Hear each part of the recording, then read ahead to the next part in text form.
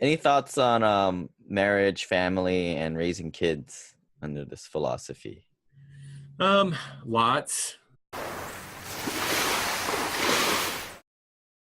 One thing I would say, we were teaching a class in Anaheim, me and my partner, Jeff Woods, who does our One Thing podcast. And we were teaching how billionaires set goals. And it was kind of like our big, how do you set distant goals, 5-year, 1 year, like our whole program for how you do this. And so how my wife and I have been living for many years. And we were talking about this idea of setting goals with your partner. And I remember Jeff, they had probably 800 people in the room. He said, how many people here, raise your hand if you set goals? And everybody raised their hands, right? They're at the seminar, right? Of course they do. And he goes, now keep them up if you actively involve your significant other in creating those plans. And almost every hand in the building went down. And I remember that was a real moment. So if you are married to someone and you're the investor, a lot of people, because we know not everybody gets, like I lucked out. My wife chose to be an investor too. She was actively on the journey with me. But I know lots of people where they're the investor and they have someone over here who likes to do a lot of shopping and doesn't really want to talk about it.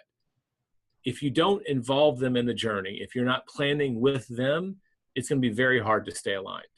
So kind of like we talk about counterbalancing, being married, being a husband, being a father is an activity that you have to be on all the time.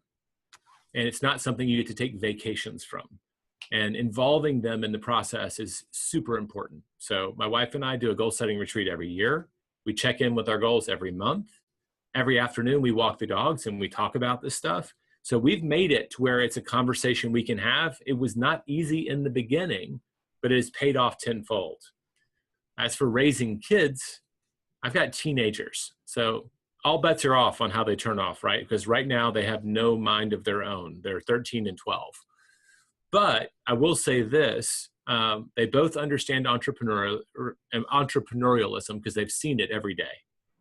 And I remember there were times when we were renovating properties and we literally had our kids, right? We would kind of baby-proof a room, not baby, right? But they'd be in the corner playing with Matchbox cars and there's nails everywhere. And we're constantly checking in. And I remember Wendy going, are we bad that instead of being at a playground, they're at a rental property? And I predicted, and this is one of the few things I got right, I just said, I think what we're doing is showing them what it looks like to build wealth. They don't know it right now. And if you ask my kids, they think it's totally normal that we own a bunch of houses, even though you and I both know that's very unique. So I'm hoping that we're at least role modeling how to communicate about money, how to get on the same page and build it as a family, and also hopefully some values around money over time. But I could go on and on, but a lot of it comes down to what are you communicating? Are you getting alignment? Are you finding ways that both halves of the marriage can find a win in what you're doing? Right. That's very important because I can tell you when your spouse is not aligned, it can be like running with the parachute open. It's not fun and it's hard. All right. Maybe walk us through that daily dog walking talk. How does that usually go? It's not like, honey, what was let's talk about our 4 goals for the year. Start from the high end. Well, we do the goal setting retreat, right? And so kind of more or less structured. If I showed you, again, this is all paper, but it's electronic. I've got my 5-year family goals here. And I check in on these pretty regularly. Like, how are we doing? Did we say we were going to do something and it really doesn't matter? Like I cross stuff off all the time and we add things. But my wife is also a business person. She uses a 411. One of the ways that we've found ways to regularly stay in communication, we got a dog. We didn't know this was going to happen. But now at the end of the day, we'll be texting each other, what's your ETA? And if daylight and weather, like today, it's a horrible rainstorm. But if weather allows, like one of our favorite things to do is there's a green belt that we can take our dog for a walk in, and we'll either go with the kids or just each other, and we'll talk about our work day.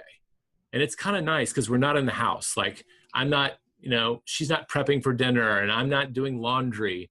So we get to just be in nature and kind of have a relaxed, how'd it go today? And we stay pretty in tune with each other's businesses that way, just because we've found a regular window to have conversations. The other side of it, flip side of the coin, 3 days a week, we get up at 5 in the morning and we work out together with the trainer. And that's been huge. We've been doing that for 8 years. So sometimes before the day's going, we're in there and we're doing burpees and hating life. But we're talking about, what do you have going on today? Oh, I'm interviewing some talent. Or, hey, I'm going to go look at this property. Do you want to meet me?